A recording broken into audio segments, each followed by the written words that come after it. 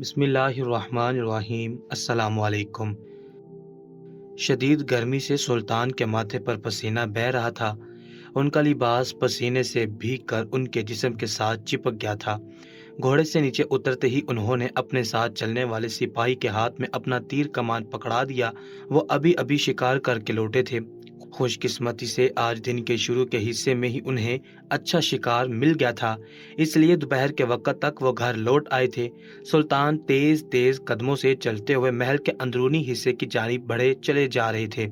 سپاہی تیر کمان تھامے ان کے پیچھے پیچھے تھا۔ اچانک سے دھڑم کی آواز آئی۔ سلطان نے پیچھے مڑ کر دیکھا تو وہ سپاہی جس کے ہاتھ میں تیر کمان تھا وہ زمین پر پڑا تھا۔ سبھی افراد مڑ کر اس کی جانب دیکھ رہے تھے، شاید وہ کسی چیز سے الجھ کر زمین پر گر گیا تھا۔ سلطان نے اسے دیکھا تو پوچھا، نوجوان کیا تم ٹھیک ہو؟ سپاہی نے گھبرائے ہوئے لہجے میں سلطان سے کہا، جی سلطان، میں بالکل ٹھیک ہوں، بس میرا دھیان کہیں اور تھا، اس لیے الجھ کر گر پڑا۔ سلطان نے آگے بڑھ کر اسے سہارا دیا تو وہ اپنے پیروں پر کھڑا ہو گیا۔ سلطان پھر سے محل کے اندرونی حصے میں جانے لگے۔ یہ سپاہی بھی ان کے پیچھے پیچھے تھا۔ کچھ ہی دیر کے بعد سلطان دربار میں بیٹھے فریادیوں کی داستانیں سن رہے تھے۔ ایک آدمی سلطان سے کہہ رہا تھا کہ اسے حساب کتاب میں مدد درکار ہے۔ وہ اپنی دکان کا کھاتا لے کر آیا تھا اور خود زیادہ پڑھا لکھا نہ تھا۔ اسے شک تھا کہ اس کا غلام اس کے ساتھ دھوکہ کر رہا ہے۔ سلطان نے اسے تسلی دی اور اس کا کھاتا ساتھ کھڑے ہوئے سپاہی کے ہاتھ میں تھما دیا۔ یہ وہی سپاہی تھا جو کچھ دیر پہلے سلطان کے پیچھے لڑکھڑا کر گر پڑا تھا۔ نوجوان، تم پڑھے لکھے ہو، اس شخص کی مدد کرو، اس کے کھاتے میں جو حساب کتاب میں الجھن ہے وہ اسے بتا دو۔ اتنا کہہ کر سلطان دوسرے فریادی کی جانب متوجہ ہو گئے، یہ دیکھے بغیر کہ سپاہی کیا کر رہا ہے۔ بڑی ہی دیر کے بعد اچانک سے سلطان کی نظر اس سپاہی پر پڑی تو وہ کھاتا اپنے ہاتھ میں لے کر بیٹھا تھا اور اس کی نظر دور کہیں جمی تھی اور وہ خالی خالی نظروں سے کسی جانب تک رہا تھا۔ اس کے سامنے کھاتا لے کر آنے والا فریادی بیزار شکل بنائے بیٹھا تھا۔ جیسے ہی سلطان کی نظر اس پر پڑی وہ لپک کر سلطان کے پاس آیا اور کہنے لگا، حضور، آپ نے میرا کام کسے سونپ دیا ہے؟ یہ سپاہی تو اپنے ہوش و حواس میں نہیں، نہ جانے کب سے کن خیالوں میں کھویا ہوا ہے، نہ مجھے کچھ بتاتا ہے اور نہ میرا کھاتا واپس کر رہا ہے۔ اب کے سلطان نے چونک کر سپاہی کو دیکھا، وہ واقعی کھویا کھویا سا لگ رہا تھا۔ سلطان نے سپاہی کو آواز دی مگر اس نے مڑ کر سلطان کو نہ دیکھا، شاید اس نے آواز ہی نہ سنی تھی۔ سلطان نے 2-3 بار اس سپاہی کو پکارا۔ آخرکار وزیر، جو یہ سب کچھ دیکھ رہا تھا، اس نے آگے بڑھ کر اس سپاہی کا کندھا ہلایا۔ وہ ایسے چونکا جیسے اس نے کوئی بھوت دیکھ لیا ہو۔ وہ صرف جسمانی طور پر دربار میں موجود تھا، اس کا ذہن کہیں اور ہی الجھا ہوا تھا۔ سلطان نے اسے اپنے پاس بلایا اور کھاتا اس سے لے کر ایک دوسرے سپاہی کے حوالے کر دیا۔ سلطان گہری نظروں سے سپاہی کا جائزہ لے رہے تھے۔ سپاہی دوبارہ سے جا کر اپنی جگہ پر کھڑا ہو گیا تو سلطان اپنے فریادیوں کی جانب متوجہ ہو گئے۔ ایک ایک کر کے فریادی رخصت ہوتے گئے۔ جب تمام دربار خالی ہو گیا تو سلطان نے پلٹ کر اس سپاہی کو دیکھا۔ وہ ابھی بھی اسی ہی حالت میں کھڑا تھا، نظریں دور کہیں آسمان میں جمائے، اس کا ذہن یہاں موجود ہی نہ تھا۔ سلطان نے اس سپاہی کو پکارا، پہلے کی طرح اس نے کوئی جواب نہیں دیا۔ وزیر نے آگے بڑھ کر اسے ایک بار پھر ہلایا اور سلطان کی جانب اشارہ کر کے بتایا کہ سلطان معظم تمہیں بلا رہے ہیں۔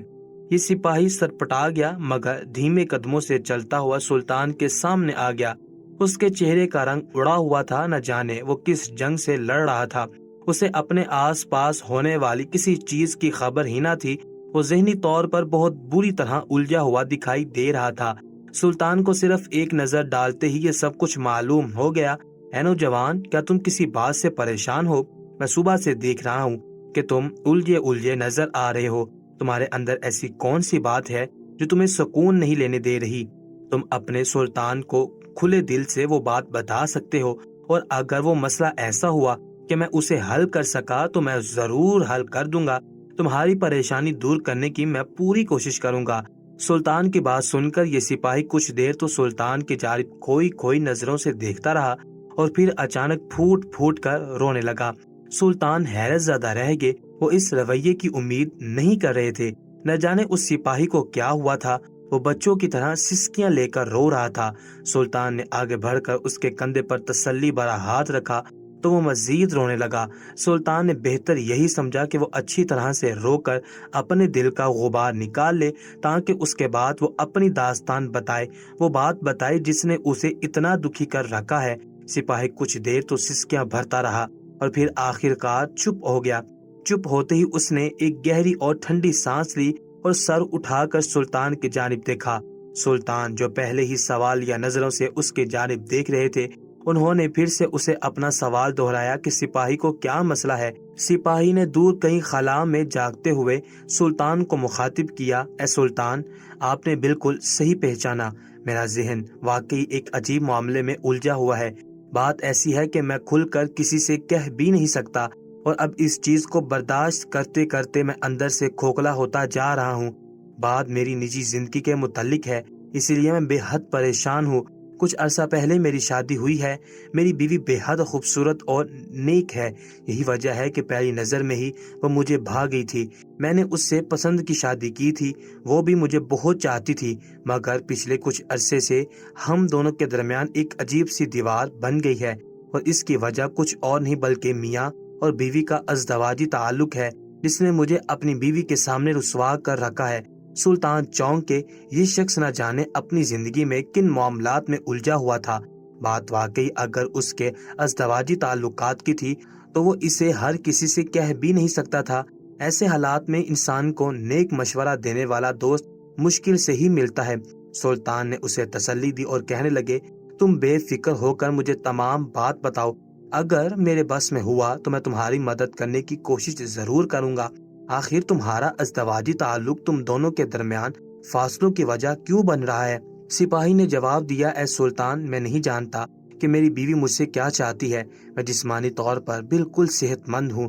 شروع کا کچھ عرصہ تو وہ مجھ سے بہت خوش تھی، مگر اب پچھلے کچھ وقت سے وہ مسلسل یہی شکایات کرتی ہے کہ میں اس کا حق زوجیت ادا صحیح طریقے سے نہیں کرتا، جس کی وجہ سے میں دوزخ میں جاؤں گا۔ پورا دن وہ مجھ سے عجیب نفرت بھرا رویہ رکھتی ہے، اور جیسے ہی رات ہوتی ہے وہ خود ہی لگاوٹ کا اظہار کرنے لگتی ہے۔ اس کے اس محبت کو دیکھتے ہی میں مجبور ہو جاتا ہوں کہ اس کے قریب چلا جاؤں۔ پوری رات اس کی قربت میں وقت گزارنے کے بعد جیسے ہی صبح ہوتی ہے اور میں نیند سے جاگتا ہوں اور اس کا وہی نفرت بھرا رویہ ہوتا ہے، اور وہ وہی الزام مجھ پر دھرتی ہے کہ میں جائز طریقے سے اس کا حق زوجیت ادا نہیں کرتا، حالانکہ میں خود پریشان ہوں کہ وہ ایسا کیوں کہتی ہے۔ میں تو جسمانی طور پر بالکل صحت مند ہوں۔ پریشانی اس شخص کے چہرے اور باتوں سے چھلک پڑ رہی تھی۔ بات تو ایسی تھی کہ سلطان کو بھی کھٹکا سا ہو گیا تھا۔ آخر وہ عورت کیا چاہتی تھی؟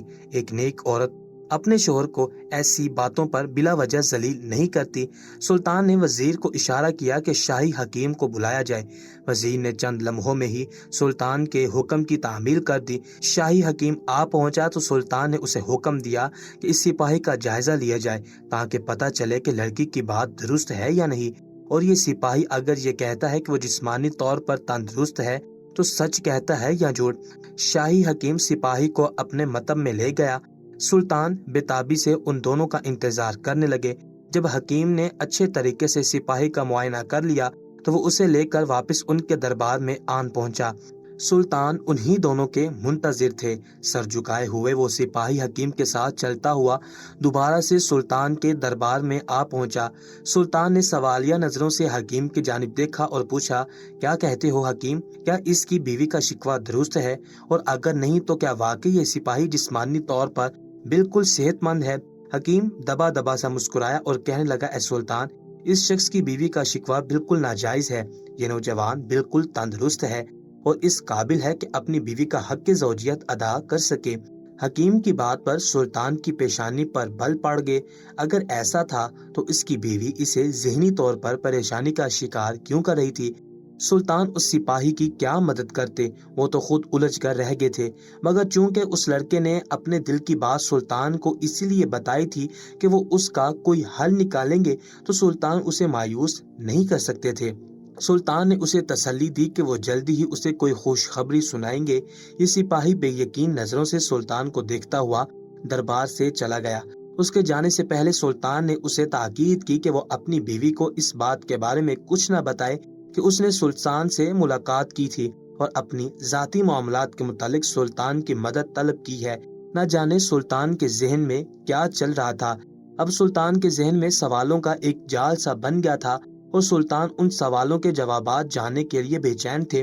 سلطان کو اپنے سوالوں کے جوابات جاننے کے لیے جو کرنا تھا وہ جانتے تھے۔ انہوں نے اس سپاہی کے جاتے ہی وزیر کو حکم دیا کہ وہ اس کی بیوی کو محل کے اندر طلب کرے۔ سلطان نے وزیر کو خاص ہدایت دی کہ سپاہی کی بیوی کو پتہ نہیں چلنا چاہیے کہ اسے محل میں کس مقصد کے تحت بلایا جا رہا ہے۔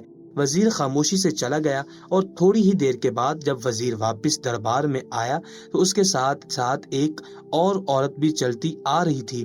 اس نے خوبصورت اور قیمتی لباس پہنا تھا اور وہ ایک دلکش عورت تھی۔ اس نے اپنے سر کو اچھے طریقے سے ڈھانپ رکھا تھا مگر اس نے اپنا چہرہ کھلا چھوڑا تھا۔ سلطان کو یہ بات ذرا عجیب لگی۔ مصر میں مسلمان عورتیں کسی غیر مرد سے ملاقات سے پہلے اپنے چہرے کو ڈھانپ لیا کرتی تھی۔ شاید یہ عورت شادی سے پہلے مصر کے علاوہ کسی اور ملک میں رہا کرتی تھی، اس لیے اسے یہاں کی تہذیب کا اندازہ نہیں تھا۔ عورت پروقار قدموں سے چلتی ہوئی سلطان کے سامنے آ کر رکی۔ وزیر نے سلطان کو تعظیم دی اور اجازت لے کر چلا گیا۔ اب دربار میں سلطان اور وہ عورت تنہا رہ گئے۔ سلطان نے گہری نظروں سے اس عورت کا جائزہ لیا۔ وہ سوچ رہے تھے کہ اس عورت سے باز پرست کس طرح کریں۔ پھر اچانک انہوں نے عورت سے سوال کیا، اے عورت، شاید تم حیران ہو رہی ہو کہ تمہیں اس دربار میں نے کیوں بلایا ہے۔ بات دراصل کچھ ایسی ہے کہ میں اپنے رعایا کے ساتھ ساتھ اپنے سپاہیوں پر بھی خاص نظر رکھتا ہوں۔ میں خفیہ طریقے سے اپنے طور پر جانچ پڑتال کرتا رہتا ہوں جس سے میں جان سکوں کہ میرے لیے کام کرنے والے کی زندگی میں کیا مسئلہ ہے۔ اللہ کے حکم سے میں ان تمام مسئلوں کو حل کر دیتا ہوں۔ یہی میرا فرض ہے اور اسی مقصد کے لیے میں نے آج تمہیں یہاں بلایا ہے۔ تمہارا شوہر میرا ایک قابل سپاہی ہے، وہ ایک فرض شناس انسان ہے، لیکن پچھلے کچھ عرصے سے اس کی حرکتیں عجیب ہو گئی ہیں۔ وہ بیٹھے بیٹھے کھو جاتا ہے، کسی کی بات دھیان سے نہیں سنتا، اس کو جو بھی کام سونپا جائے وہ اس کو ادھورا چھوڑ دیتا ہے، یا اگر پورا بھی کرے تو اسے بگاڑ کر رکھ دیتا ہے۔ صاف ظاہر ہوتا ہے کہ اس کے ذہنی حالت خراب ہو رہی ہے۔ محل میں اپنے کام کی ادائیگی کے دوران اس پر کسی قسم کا دباؤ نہیں۔ اس سے بہت طریقے سے پوچھ گچھ کی گئی لیکن وہ کسی بات کا درست جواب نہیں دیتا۔ لیکن میں جانتا ہوں کہ اس کے اندر کوئی نہ کوئی ایسی بات ضرور ہے جو اسے گن کی طرح کھائے جا رہی ہے۔ بہتر یہی ہے کہ تم مجھے بتاؤ کہ تمہارے گھر میں آخر ایسا کون سا مسئلہ چل رہا ہے جس نے اس کی زندگی سے چین اور سکون ختم کر دیا ہے اور وہ اندر ہی اندر گلتا جا رہا ہے۔ سلطان نے سوالیہ نظروں سے اس عورت کی جانب دیکھا۔ ان کا سوال مکمل ہو چکا تھا۔ سلطان نے ایک لمحے کے لیے بھی اس عورت کے چہرے سے نظر نہ ہٹائی تھی۔ وہاں ایک رنگ آ رہا تھا اور ایک جا رہا تھا۔ سلطان کے سوال نے اسے بری طرح سے بخلا دیا تھا اور وہ اپنی انگلیاں مروڑتے ہوئے سوچ رہی تھی کہ سلطان کو کیا جواب دو۔ شاید اپنے ذہن میں لفظوں کی جوڑ توڑ کر رہی تھی۔ وہ کبھی سلطان کو دیکھتی اور کبھی چور نظروں سے دربار میں آس پاس دیکھتی جہاں اور کوئی بھی نہ تھا۔ سلطان حیرت بھری نظروں سے اس کی جانب دیکھ رہے تھے۔ آخر یہ عورت جواب کیوں نہیں دے رہی تھی؟ وہ کیا سوچ رہی تھی؟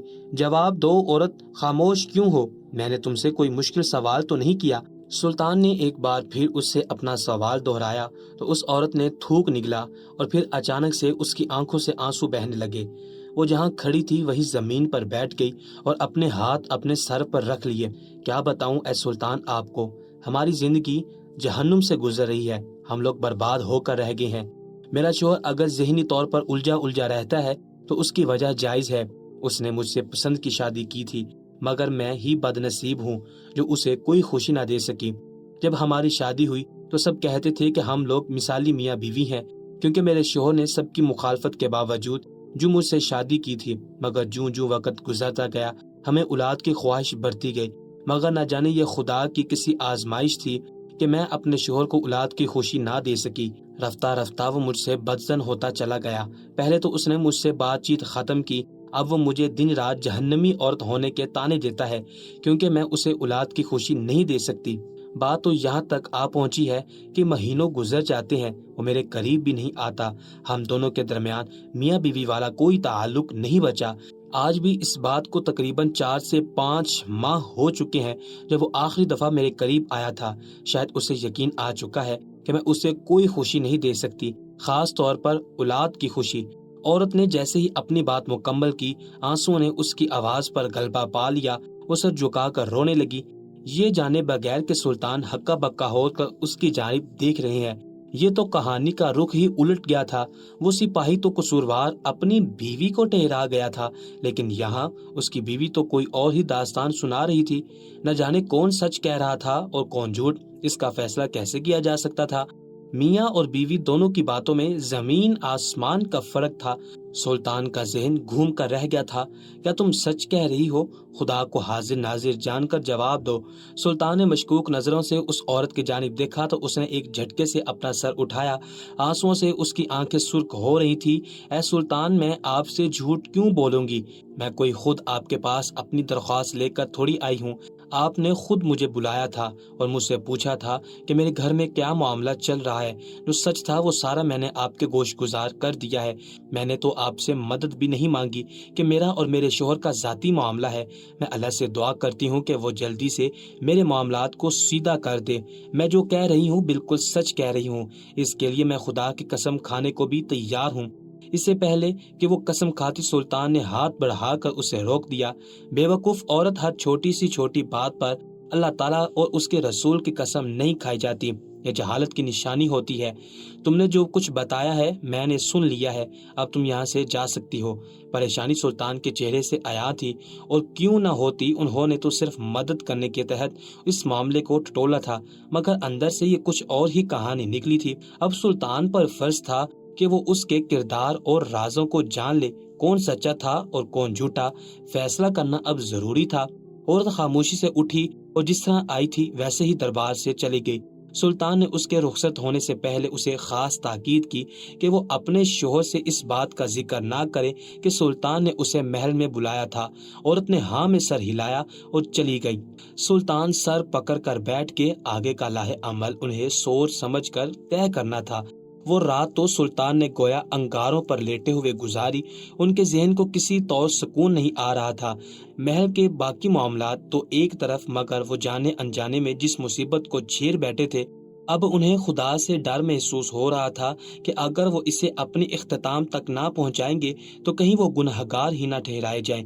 اگلی صبح جب سلطان دربار میں پہنچے تو انہوں نے سب سے پہلا کام کیا وزیر کو بلانے کا کیا۔ وزیر حاضر ہو گیا تو سلطان نے حکم دیا کہ اسی سپاہی کو بلا کر لایا جائے جس نے کل آ کر سلطان کو اپنی بیوی کی شکایت لگائی تھی۔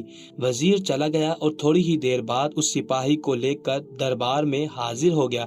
اس سپاہی کی حالت کل سے کچھ بہتر نہ تھی، بلکہ شاید کچھ بدتر ہی تھی۔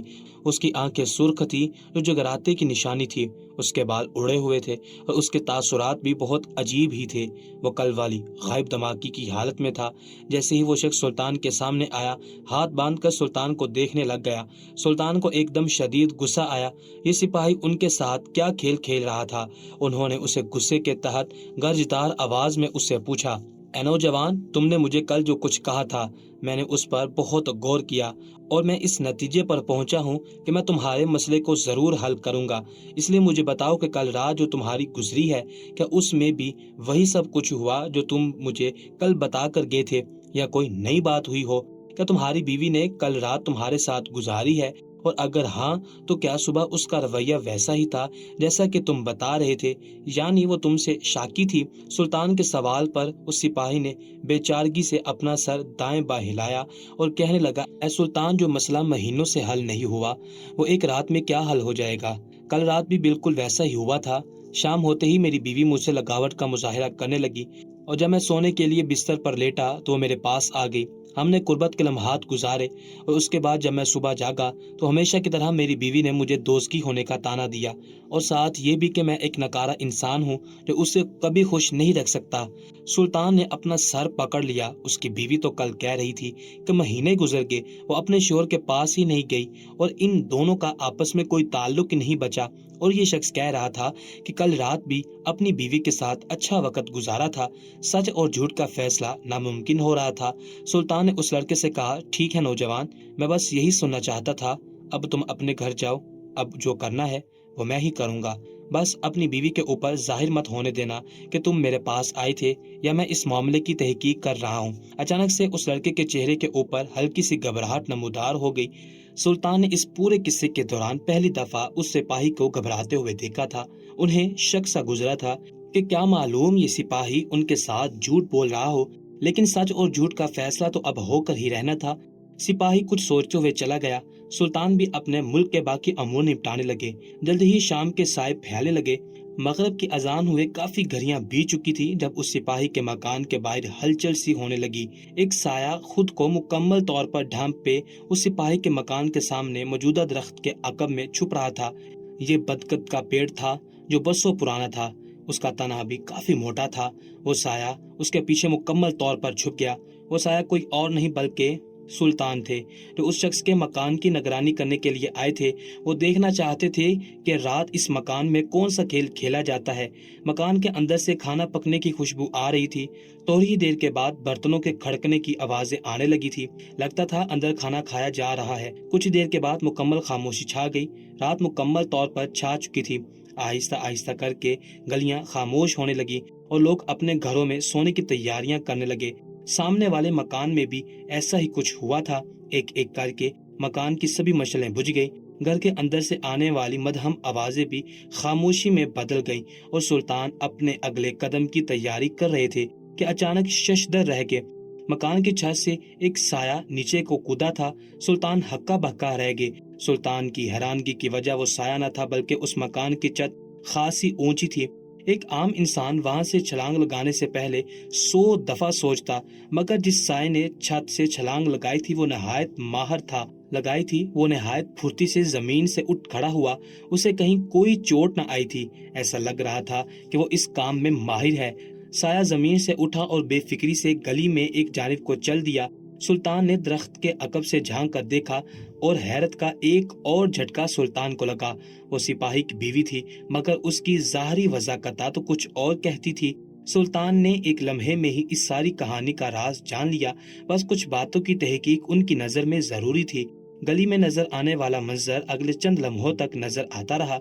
उसके बाद खामोशी छा गई। सुल्तान जानते थे कि मकान के अंदर कौन सा खेल खेला जाएगा, इसलिए खामोशी से पलट के और जो कुछ वो सोच कर गए थे ऐसा कुछ ना मिला था। हाँ, मगर जो कुछ उन्होंने देखा था अब उसके बाद वो वहाँ खड़े रहकर कुछ नहीं कर सकते थे। इसलिए आफियत इसी में थी कि वो महल वापस लौट आए। कल की तरह यह रात भी सुल्तान ने करवटें बदलते हुए ही गुजारी थी। उनके जहन में इस कदर बेचैनी भर गई थी कि उनका बस न चलता था कि अभी और इसी वक्त सिपाही और उसकी बीवी को बुलाकर इस सारी कहानी का राज फाश कर दे। मगर उन्होंने सब्र का दामन थामे रखा। जूं ही रात गुजरी तो सुबह की रोशनी नमूदार हुई। सुल्तान नमाज फजर और दीगर अज़कार अदा करके दरबार में जा बैठे। आज तो उनकी शख्सियत से लगता था कि वो कोई बड़ा फैसला करने वाले हैं। उनके चेहरे पर गहरी सोच थी। उन्होंने वजीर को बुलाया। वो पलक झपकते ही हाजिर हो गया। महल में मामूल की हलचल शुरू हो चुकी थी, इसलिए तमाम लोग ही नींद से बेदार थे। वजीर आ गया तो सुल्तान ने उसे हुक्म दिया, एक सिपाही को मेरे पास भेजो। उसे हुक्म दो कि वो अपने साथ एक ऐसा कोड़ा लेकर आए जिसकी जरूरत पड़ने पर अंदर तक हिला डाले। वजीर ने चौंक कर सुल्तान को देखा। महल में तो उस वक्त कोई भी मौजूद नहीं था। किसको कोड़े लगाने थे? सुल्तान किसको कोड़े लगवाने के लिए सिपाही को बुला रहे थे, लेकिन उसने सुल्तान का हुक्म पूरा करके थोड़ी ही देर के बाद एक चाको चौबंद सिपाही सुल्तान की खिदमत में हाजिर हुआ। उसके हाथ में एक बल खाता हुआ कोड़ा था। सिपाही आ गया तो सुल्तान ने वजीर को फिर से मुखातिब किया और कहने लगे, अब वक्त आ गया है कि तुम उस सिपाही और उसकी बीवी दोनों को मेरे पास दरबार में ले आओ। इस काम के लिए किसी और को मत भेजना, बल्कि खुद ही जाना, क्योंकि मैं नहीं चाहता कि दोनों में से कोई एक भी फरार हो जाए। वो दोनों ही इस कहानी के किरदार है। उनका राज एक दूसरे के सामने आना जरूरी है। वजीर ने समझने वाले अंदाज में सर हिलाया और चल दिया। सुल्तान गहरी सोच में गुम हो गए। उनकी नजरें दरबार के दाखिली दरवाजे पर जमी थी। ज्यादा देर ना गुजरी थी कि उस दरवाजे से वही सिपाही और उसकी बीवी एक साथ अंदर दाखिल हुए नजर आए थे। दूर से ही सुल्तान ने ये भांप लिया था कि दोनों के चेहरे पर आने वाली घबराहट फितरी थी। वो चोर नजरों से एक दूसरे की जानिब देख रहे थे। जैसे ही उन दोनों की नजर सुल्तान पर पड़ी, उनका रंग भग से उड़ गया। उनके कदमों में सुस्ती आ गई। सुल्तान ने पुरजलाल आवाज में उन्हें पुकारा, इस कदर सुस्ती मत दिखाओ। जल्दी आगे बढ़ो, मुझे तुम दोनों से एक बेहद खास काम है, इसके लिए तुम दोनों की मौजूदगी जरूरी थी। जब ये दोनों मियाँ बीवी सुल्तान के पास आ गए तो सुल्तान ने कनीज खाने की निगरान को बुलाया। सभी सवालिया नजरों से सुल्तान को देख रहे थे, न जाने वो क्या करना चाह रहे थे।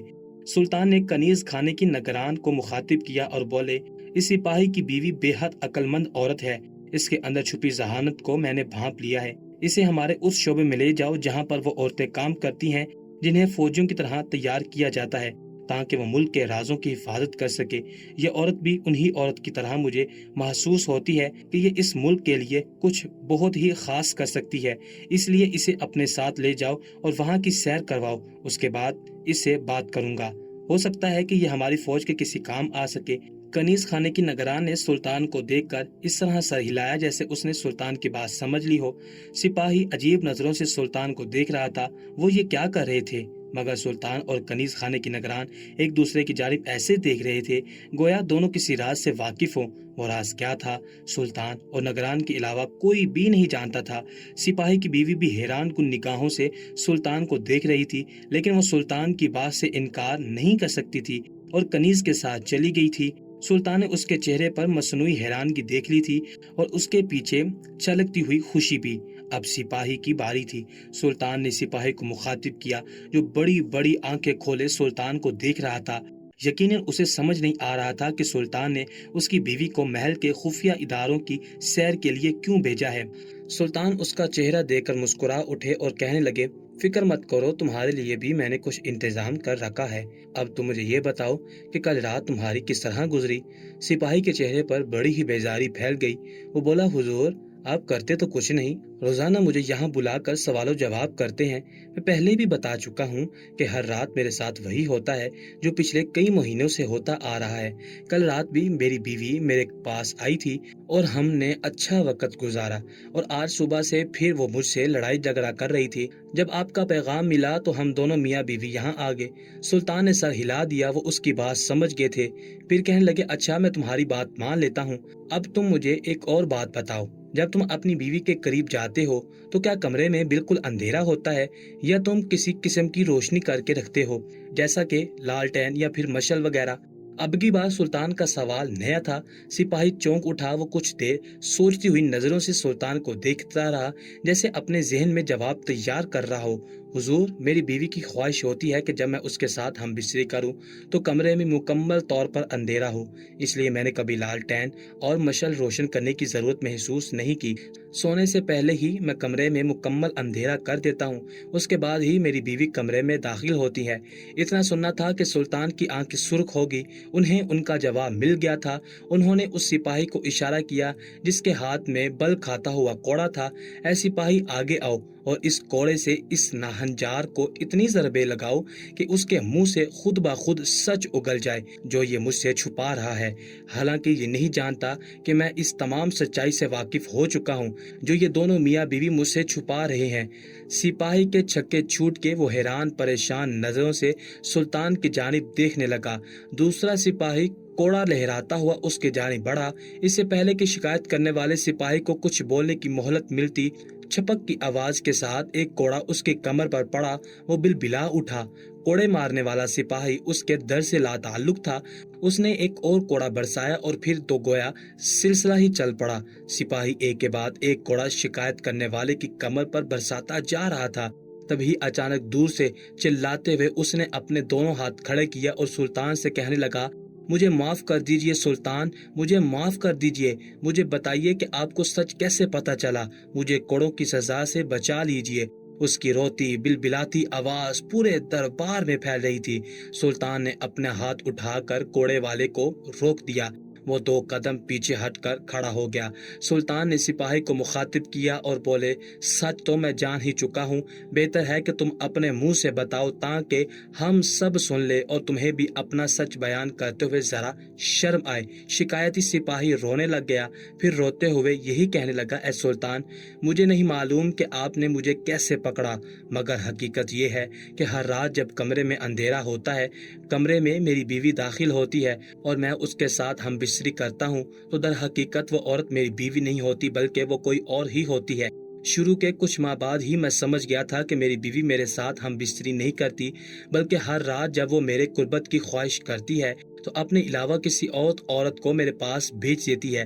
اور یہ سب کچھ کیوں کرتی ہے میں اس بات سے انجان ہوں، مگر ہر روز ایک نئی عورت کو اپنے پاس پا کر میں بے حد خوش ہوا کرتا تھا۔ مجھے لگا تھا میری قسمت جاگ گئی ہے، صرف ایک عورت کے ساتھ زندگی گزارنے کی بجائے ہر روز ایک نئی خود بخود میرے پاس آ جاتی۔ بیوی سارا دن مجھے تانے دیتی اور دوزخی ہونے کی باتیں کرتی تھی۔ خدا جانے وہ یہ سب کچھ کیوں کہتی تھی۔ میری زندگی میں بالکل سکون چل رہا تھا۔ اس کی اس باتوں سے میری ذہنی کیفیت برباد ہونے لگی۔ دن رات اس کے یہ تانے میرا ذہنی سکون ختم کر رہے تھے۔ میں جاننا چاہتا تھا کہ آخر وہ مجھے یہ سب کچھ کیوں کہتی ہے۔ اپنی مرضی سے تو وہ دوسری عورت کو میرے پاس بھیجا کرتی تھی، اس لیے میں نے اس کی شکایت آپ کے پاس آ کر لگائی۔ مجھے لگا آپ کبھی نہیں جان پائیں گے کہ ہر رات اندھیرے میں زنا کرتا ہوں، مگر آپ نے مجھے پکڑ لیا۔ میں جاننا چاہتا ہوں آپ نے کس طرح سچائی کو جانا۔ سلطان کے چہرے پر مسکراہٹ پھیل گئی۔ یکدم ان کے ذہن پر کل رات والا منظر لہرا گیا جب انہوں نے اس مکان کے سامنے کھڑے ہوئے چھت پر سے ایک سائے کو کودتے ہوئے دیکھا تھا۔ وہ سایہ کوئی اور نہیں بلکہ اس سپاہی کی بیوی تھی جو دبے قدموں گلی کے آخری کونے تک بڑھی چلی جا رہی تھی۔ سلطان حیران نگاہوں سے اسے دیکھ رہے تھے کہ رات کے اس پہر وہ گھر سے باہر کیوں جا رہی ہے، جبکہ اس کا شوہر تو یہ کہتا ہے کہ ہر رات اس کی بیوی اس کے قریب ہوتی ہے۔ تبھی اچانک سلطان نے دیکھا کہ عورت گلی کے نکڑ سے نمودار ہوئی۔ وہ آ کر سپاہی کی بیوی سے ملی۔ سپاہی کی بیوی نے اپنی چادر کے پلو سے بندھے ہوئے دینار نکالے اور اس عورت کے حوالے کر دیے۔ وہ عورت خود بنی سنوری تھی۔ اس کی خوشبو اس قدر تیز تھی کہ سلطان کو درخت کے پیچھے تک آتی ہوئی محسوس ہو رہی تھی۔ ایک لمحے میں ہی سلطان کو اندازہ ہو گیا تھا کہ وہ پیشہ ور عورت ہے۔ سلطان کی آنکھوں کے سامنے وہ پیشہ ور عورت مکان کے اندر داخل ہوگی۔ سپاہی کی بیوی خاموشی سے کچھ دیر مکان کے باہر انتظار کرتی رہی اور پھر ایک جانب کو چل دی۔ اس کے قدموں میں بلا کی پھرتی تھی۔ اس کی چال ڈھال عام عورتوں والی بالکل نہ تھی۔ وہ ایک پھرتی سے حرکت کرتی تھی جیسے کوئی ماہر سپاہی جنگ کے میدان میں حرکت کرتا ہے۔ وہی لمحہ تھا جب سلطان نے جان لیا کہ سپاہی جان بوجھ کر اندھیرے کمرے میں عورت کے ساتھ قربت کیوں اختیار کرتا ہے، کیونکہ وہ جان گیا تھا کہ ہر رات اس کے پاس آنے والی عورت اس کی بیوی نہیں بلکہ کوئی اور ہوتی ہے، اور وہ اپنے نفس کی خاطر بیوی کی چال کو ظاہر نہیں کرنا چاہتا تھا۔ سلطان ایک جھٹکے سے حال میں واپس آ گئے۔ انہوں نے یہ تمام بات سپاہی کو بتا دی۔ وہ شرم سے سر جھکا کر کھڑا ہو گیا، مگر اس کی سزا بھی پوری ہونے والی تھی۔ سلطان نے کوڑے مارنے والے سپاہی کو اشارہ کیا اور کہا، اس کے باقی معاملے کو تو بعد میں دیکھتے ہیں، اس سے پہلے اسے 50 کوڑوں کی سزا دو۔ یہ ایک زانی ہے اور اسلام میں زانی کے لیے کوڑوں کی بدترین سزا ہے۔ تھوڑی ہی دیر کے بعد محل میں ایک کے بعد ایک کوڑا برسنے کی آواز آ رہی تھی۔ سپاہی بلبلا رہا تھا، مگر سلطان کو اس پر رحم نہ آ رہا تھا۔ رحم آتا بھی تو کیسے؟ ابھی اس کی کہانی کا دوسرا کردار اپنے انجام تک پہنچنا باقی تھا۔ اس کے لیے سلطان کو بس آج رات کا انتظار تھا۔ سپاہی اپنے کوڑے مکمل کر چکا تھا۔ کوڑے کھانے والا سپاہی بے حال تھا۔ اسے اٹھا کر زندان خانے میں قید کر دیا گیا۔ آج کی رات اسے وہیں رہنا تھا۔ سلطان چاہتے تھے کہ آج یہ شخص اپنے گھر نہ جائے، اس کی بیوی کے علم میں نہ آئے، تو سلطان اس کا راز جان چکے تھے۔ تھوڑی ہی دیر کے بعد کنیز سپاہی کی بیوی کو لے کر آ گئی۔ سپاہی کی بیوی کے چہرے پر ایک انوکھی سی خوشی تھی، ایک دبا دبا سا جوش تھا، جیسے وہ کچھ ایسا جان گئی تھی جو وہ جاننا چاہ رہی تھی۔ سلطان نے کنیز خاص کی جانب دیکھا اور مسکرا دیے، پھر بولے، کیا تم نے اس عورت کو وہ تمام جگہیں دکھا دی جو ہماری خفیہ اور انتہائی اہم جگہوں میں ہیں؟ میں چاہتا ہوں کہ مستقبل میں یہ عورت ہمارے لیے کام کرے اور مصر کی حفاظت میں اپنا حصہ ڈالے۔ مجھے یقین ہے کہ یہ ایک قابل یقین سپاہی ثابت ہوگی۔ کنیز خاص نے مسکرا کر سر ہلا دیا۔ سپاہی کی بیوی بے حد خوش تھی۔ سلطان نے اسے مخاطب کیا اور بولے، تمہارا شوہر مجھ سے ملاقات کر کے جا چکا ہے۔ میں نے اسے ایک خاص کام پر بھیجا ہے۔ آج رات وہ گھر نہیں آئے گا۔ بہتر یہی ہے کہ تم وقت سے اپنے گھر چلی جاؤ۔ جلدی ہی میں تمہارے ذمے ایک انوکھا کام سونپوں گا، پھر اس کے بعد میں طے کروں گا کہ تم ہماری فوج میں شامل ہو سکتی ہو یا نہیں۔ بس اس سے پہلے میں تمہاری قابلیت اپنی آنکھوں سے دیکھنا چاہتا ہوں۔ سپاہی کی بیوی اس قدر پرجوش تھی کہ اس نے سلطان کے جملوں میں چھپا ہوا گہرا طنز محسوس ہی نہ کیا، بلکہ کہنے لگی، اے سلطان، آپ بالکل بے فکر ہو جائیں، میں اس ملک کے لیے سب کچھ کرنے کے لیے تیار ہوں، آپ جو حکم دیں گے میں اسے پورا کروں گی۔ اس عورت کی آنکھوں میں بلا کی چمک تھی۔ سلطان نے دل ہی دل میں تسلیم کیا کہ وہ بے حد پر اعتماد اور خطرناک عورت تھی۔ تھوڑی ہی دیر کے بعد وہ سلطان سے رخصت لے کر چلی گئی۔ سلطان بےتابی سے رات ہونے کا انتظار کرنے لگے۔ اسے اس کہانی کا انجام آج رات کو ہی ہونا تھا۔ انتظار کی گھڑیاں طویل ہوتی گئیں اور دن چونٹی کی رفتار سے سرکتا رہا۔ آخرکار سلطان کی بےتابی ختم ہوئی اور رات کا اندھیرا پھیلنے لگا۔ جو ہی آس پاس خاموشی پھیلی، سلطان تیزی کے ساتھ محل سے نکل آئے۔ ان کا رخ اس سپاہی کے مکان کی جانب تھا۔ وہ بغیر گھوڑے کے سفر کر رہے تھے، اس لیے تیز تیز قدم اٹھاتے ہوئے بڑھتے چلے جا رہے تھے۔ آخرکار وہ سپاہی کے مکان کے قریب جا پہنچے۔ انہوں نے چھپنے کے لیے وہی بدگر کا پیٹ منتخب کیا جس کے عقب میں وہ کل رات کھڑے ہوئے تھے۔ آج رات بھی وہ اپنی کل والی جگہ پر ہی کھڑے تھے اور منتظر نظروں سے سپاہی کے مکان کی جانب دیکھنے لگے تھے۔ انہیں یقین تھا کہ جو کچھ وہ سوچ رہے تھے وہی سچ ہے اور جلد ہی یہ تمام سچ ان کے سامنے آنے والا تھا۔ ان کی سوچ درست تھی۔ کچھ ہی دیر کے بعد سپاہی کے مکان کا دروازہ کھلا اور سپاہی کی بیوی باہر نکلی۔ آج اسے چھت سے چھلانگ لگانے کی ضرورت نہ تھی کیونکہ اس کا شوہر گھر پر موجود ہی نہ تھا، جس سے چھپ کر وہ رات کے اس پہر گھر سے باہر جایا کرتی تھی۔ گلیوں میں تاریکی اور خاموشی کا راج تھا۔ آس پاس کے گھروں کے تمام افراد سو چکے تھے۔ سپاہی کی بیوی مطمئن انداز میں ایک جانب کو چل دی۔ آج اس کے انداز میں کچھ زیادہ ہی سرشاری تھی۔ وہ پرجوش انداز میں تیز تیز قدم اٹھاتی اپنے سفر طے کر رہی تھی، یہ جانے بغیر کہ اس کے پیچھے مناسب فاصلہ رکھ کر سلطان اس کا پیچھا کر رہے تھے۔ چند گلیاں مڑنے کے بعد عورت ایک ایسے مکان کے سامنے جا پہنچی جو سامنے سے دکھنے پر تو بے آباد محسوس ہوتا تھا، مگر سلطان کی ذہین نظروں سے بھانپ لیا کہ یہ مکان صرف دکھانے کے لیے بے آباد رکھا گیا ہے۔ در حقیقت اس میں انسانوں کی آمد و رفت جاری ہے۔ چھوٹی چھوٹی چیزیں جیسے عام لوگ نظر انداز کر دیتے ہیں، سلطان انہی چیزوں سے اندازہ لگا لیا کرتے تھے کہ کیا سچ ہے۔ اس مکان کے سامنے کی جگہ صاف تھی، جس کا مطلب تھا کہ لوگ مکان کے اندر اور باہر آتے جاتے رہتے ہیں۔ دروازے پر گرد کا کوئی نام و نشان نہ تھا۔ اگر تو یہ مکان عرصہ دراز سے بند ہوتا تو گرد آلود ہوتا۔ وہ عورت دروازے کے سامنے کھڑی ہوئی اور مخصوص انداز میں انگلی سے 3 بار دروازہ کھٹکھٹایا۔ دستک کا انداز مخصوص تھا اور اشارہ دیتا ہوا محسوس ہو رہا تھا۔ کچھ ہی دیر کے بعد اندر سے دروازہ کھل گیا۔ عورت پر اعتماد انداز میں داخل ہو گئی، اس طرح جیسے یہ اس کا روز کا کام تھا۔ اس کے داخل ہوتے ہی دروازہ تیزی سے بند ہو گیا۔ سلطان جس اوٹ میں چھپ کر اس عورت کو دیکھ رہے تھے وہاں سے باہر نکل آئے۔ اب انہیں اس مکان کے اندر جانا تھا، اس لیے وہ مکان کے آس پاس کی دیواروں کا جائزہ لینے لگے۔ خوش قسمتی سے انہیں ایک دیوار پر چڑھنے کا موقع مل گیا۔ یہ قدرے نیچی سی دیوار تھی۔ سلطان پھرتیلے تھے، تیزی سے دیوار پر چڑھ کر مکان کے اندر کود گئے۔ اندر بھول بھلیوں کی طرح چھوٹے چھوٹے کمرے بنے ہوئے تھے۔ انہی کمروں میں سے ایک کمرے میں روشنی ہو رہی تھی اور وہاں سے آتی ہوئی آوازوں میں ایک عورت کی آواز بھی شامل تھی۔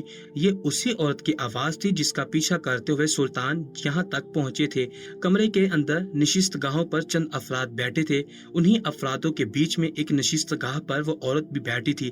اسے دیکھ کر سلطان کا منہ حیرت سے کھلا رہ گیا تھا۔ وہ عورت جو چادر اوڑھ کر آئی تھی، اس نے اسے اتار کر ایک طرف رکھ دیا تھا۔ اس چادر کے اندر اس کا لباس بالکل فوجیوں کا سا تھا۔ سامنے موجود تمام اشخاص کے لباس بھی ایسے ہی تھے جیسے وہ ان کے مشاورت کا کوئی اہم اجلاس تھا جسے انجانے میں سلطان نے دیکھ لیا تھا۔ سلطان نے سنا وہ عورت اپنے سربراہ سے کہہ رہی تھی، حضور، آپ نے جو کام میرے ذمہ لگایا تھا میں نے وہ پورا کر دیا۔ آپ کے حکم پر ہی میں نے اس بے وقوف سپاہی سے شادی کی تھی تاکہ میں اس کے محل کی خبریں لے کر آپ تک پہنچاتی رہوں۔ وہ کم عقل کبھی کوئی کام کی خبر نہ لایا، مگر آج تو خود ہی قسمت مہربان ہوگی مجھ پر۔ آج سلطان نے مجھے اپنے محل میں بلایا اور اپنے خفیہ اداروں کی سیر کروائی۔ میں وہاں سے ایک ایسے راز معلوم کر لائی ہوں کہ جلد ہی ہم لوگ انہیں استعمال کر کے سلطان کو معزول کروا سکتے ہیں۔ ایک بار سلطان کو تخت سے نیچے اتار دوں تو ہمارا ملک آسانی سے مصر پر قبضہ کر سکتا ہے۔ میں سوچ بھی نہیں سکتی تھی کہ جس سلطان کی ذہانت کی میں نے اتنی تعریفیں سنی تھی وہ اس قدر بے وقوفی کرے گا۔ کہ خود ہی مجھے اپنے محل کے خفیہ دروازوں تک پہنچا دے گا۔ سامنے بیٹھا ہوا سربراہ مسکرا دیا۔ اس نے عورت کو شاباشی دی اور کہنے لگا، میں ہمیشہ ہی کہتا تھا کہ تم ایک ذہین اور عقل مند عورت ہو۔ تم نے آخر وہ کام کر دکھایا جو میں تم سے کروانا چاہتا تھا۔ اس کی آواز سنتے ہی سلطان نے پہچان لیا۔ وہ شخص زندان خانے سے کچھ عرصہ پہلے فرار ہو گیا تھا۔ وہ باغیوں کے ایک گروہ کا سرگنا تھا جو مصر میں فساد کروایا کرتا تھا۔ وہ سلطان کے خلاف ایک پوری مہم چلایا کرتا تھا، مگر بدقسمتی سے گرفتار ہو گیا۔ کافی عرصہ سزا کاٹنے کے بعد آخر ایک روز وہ زندان خانے سے فرار ہو گیا تھا۔ اس نے اپنا حلیہ کافی حد تک بدل لیا تھا، مگر سلطان پہچان گئی یہ وہی شخص تھا جو پھر سے اپنے ہر کارے جمع کر رہا تھا۔ یقیناً وہ مصر کے اندر پھر سے پھوٹ ڈلوانا چاہ رہا تھا، مگر سلطان کو یہاں آنے سے پہلے اندازہ تھا۔ وہ اس عورت کی چال سے واقف ہو چکے تھے، اس لیے انہوں نے نگران کنیز کو پہلے ہی بتا دیا تھا کہ سپاہی کی بیوی کو صرف چھوٹی خبریں ہی دینی ہے، اسے صرف وہ راز بتائے جائیں جن رازوں کی کوئی حیثیت ہی نہ تھی۔ مگر بے وقوف سپاہی کی بیوی نہیں جانتی تھی کہ وہ چال نہیں چل رہی بلکہ وہ سلطان کی چال کا مہرہ بن رہی ہے۔ سلطان نے ایک ٹھنڈی سانس لی۔ آگے کی داستان چند لمحوں کی تھی۔ سلطان کی تیار کی ہوئی فوج کچھ ہی وقت کے بعد وہاں پہنچنے والی تھی۔ تب تک سلطان کو صرف وہاں بیٹھ کر ان کا انتظار کرنا تھا۔ اندر بیٹھے ہوئے تمام افراد اس بات سے ناواقف تھے کہ جس سلطان کا وہ مذاق اڑا رہے ہیں وہ باہر بیٹھا ان کی موت طے کر رہا ہے۔ چند لمحوں بعد ہی فوج آ پہنچی۔ اندر موجود تمام لوگوں کو گرفتار کر لیا گیا۔ سپاہی کی بیوی کو جب گرفتار کر کے سلطان کے سامنے لایا گیا تو وہ پھٹی پھٹی نظروں سے سلطان کو دیکھ رہی تھی۔ سلطان نے مسکرا کر اسے دیکھا اور کہنے لگے، تم نے خوب چال چلی، مگر بدقسمتی سے حد جھوٹا اور لالچی انسان کھیل کے آخر میں ہار جاتا ہے۔ بالکل تمہاری طرح تمہارا شوہر زنا کرنے کی سزا بھگت چکا ہے اور تم تمام عمر زندان میں مصر کے ساتھ غداری کرنے کی سزا بھگتو گی۔ سپاہی اسے پکڑ کر لے گئے۔ سلطان اپنی فوج کے ہمراہ محل میں واپس لوٹ آئے۔ اس رات انہوں نے رب کے حضور بہت شکرانہ ادا کیا جس نے انجانے میں ہی ان خطرناک مجرموں کا کھیل سلطان کے سامنے آشکار کر دیا تھا جن کی موجودگی سے سلطان ناواقف تھے۔